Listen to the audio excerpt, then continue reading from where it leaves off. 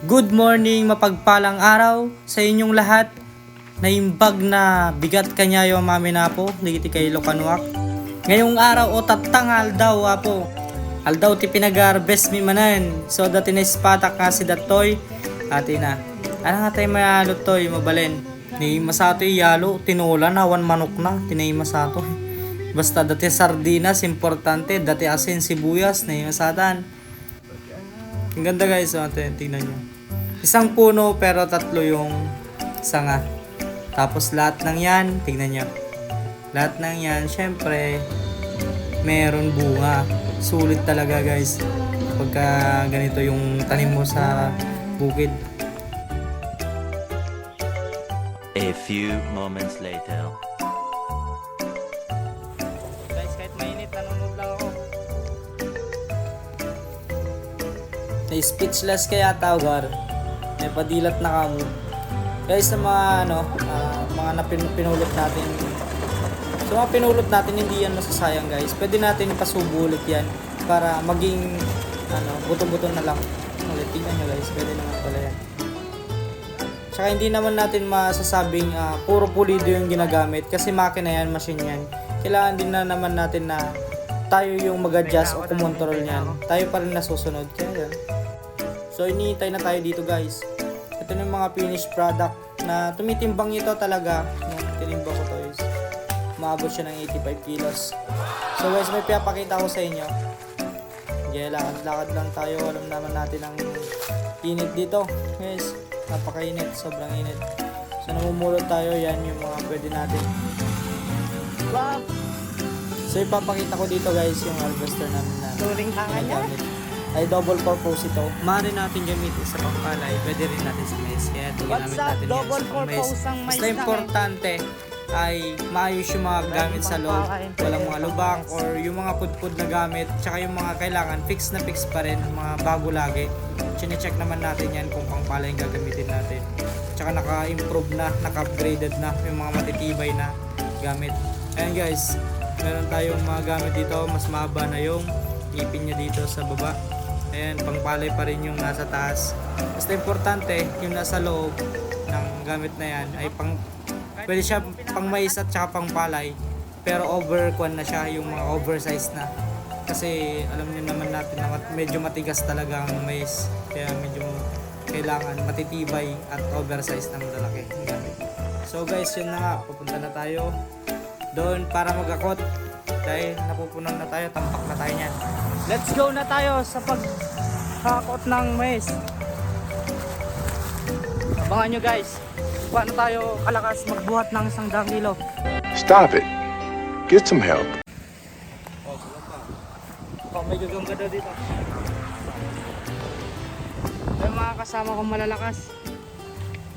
Bak, magay kayo mo bak. Vlog. Ako. Opo. Let's start na tayo guys. Nandito na ako ngayon. Sasakay na ako. Ang Raptor natin. Bak. Opo, talay niya po yan. Tali. Trailer. Trailer. Doon na pa rin eh. Ano kaya mo pala? Wala ako sa dela itang meton. Wala.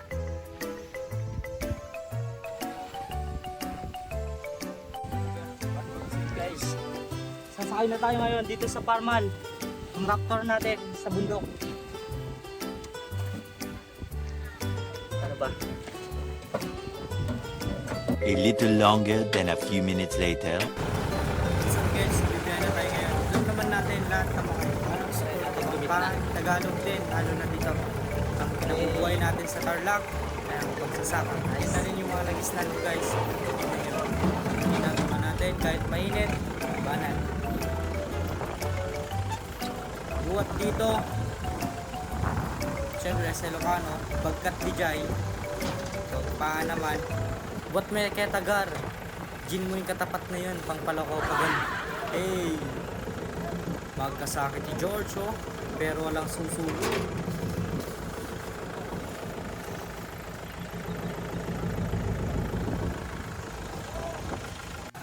So Tapos tignan mo kung gaano ako kadiskarte. Kunwari pa video-video, gawa ng video. Tapos syempre sa sobrang diskarte ko, tatayo. Pero naleles na yung trabaho ko yan guys. Yan nyo. Wala mo masipag eh. Diba? Pemaltak nepa. Kinudtaran na ba eh. Tapos bumabamot lang rin. Mga bata, bumaba sigurado. Wala ako. Diba? Kunwari nakagawa ng trabaho na sobrang pagod niya na. May video ulit. This is the proper. Handle venue na naman. Proper. Kailangan natin kasi proper yung yung maganda yung pagkakasalansan. Dahil lang mais kasi madulas. Sobrang dulas niyan. Tsaka mabibigat pa. So guys, mahirap talaga yung mga kon natin. Hindi nila pwedeng iulo kasi baka makakon sila. Kapilayan, manislocate yung ulo nila. So ako yung naghihintay guys. Wala yatang tutulong sa akin. Meron. Ako na nagmamayabang. Tinaas ko pa sa ulo. Kala mo kaya talaga pero nahihirapan, nagtitiis lang yan.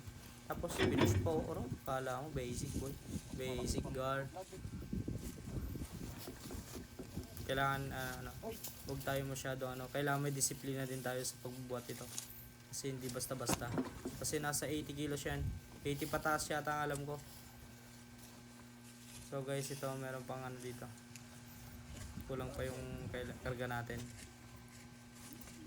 Kailangan natin mapuno hanggang 30 to 35 yung kanyang kapasidad niya. Oops! Si Manong. Wala talaga. Nangihina si Manong. Kaya, George! Sopan me! Ika naman. Sopan me, George! Ayan si George. Dumating si George. Kailangan natin magpatulong. Oops! Pati si George. Mga inane po. Po yata. May kalmusal George.